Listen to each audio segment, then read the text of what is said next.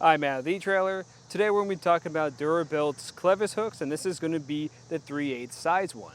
So this is going to be great for your larger trailers, anything like your goosenecks or fifth wheels. It's going to work great since it is more of a bulky type of hook.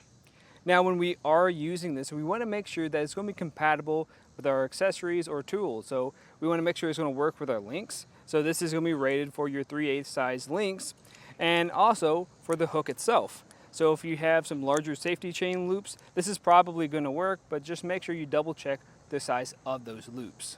Now, if you do check and you find out this is not going to be compatible with your gear, because again, this is just going to be the Clevis hook, it's not going to come with the links. So if you have a chain that's a little bit smaller than this, you might have to downgrade to a smaller size like a 5/16, which we do have plenty of options here at eTrailer, one of which is going to be Titan Chain's Clevis hook. Now, if you do need the full kit of 3/8 size links, then what I'd recommend doing is checking out Bulletproof Hitches. They make a really quality chain that I like a lot. But again, this one here we have today is just going to be the hook. And we also want to make sure that it is going to be compatible with our trailer. So this is going to be rated for 6,600 pounds. So make sure that falls in line with what you're hauling and the size of your trailer. Now when it comes to how this feels, it's going to have this gold chromatic finish to it that's going to help it resist from rusting over time. And we're going to have the safety clip at the very end of it. This is still very springy.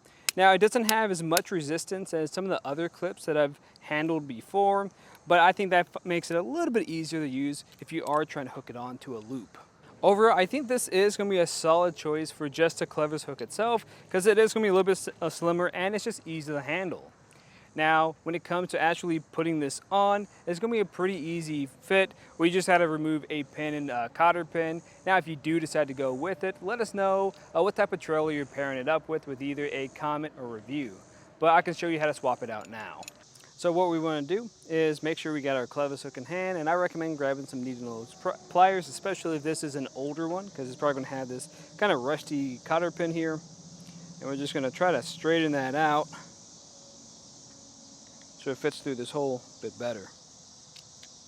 There we go. Get that off of here. And with that removed, you can take out this pin. Those links will be free. Now I can grab my new one. It's going to be that same process, just in reverse. We're just going to have another cotter pin. Typically, since it's newer like this, I can bend it with my fingers. Pull that out of there.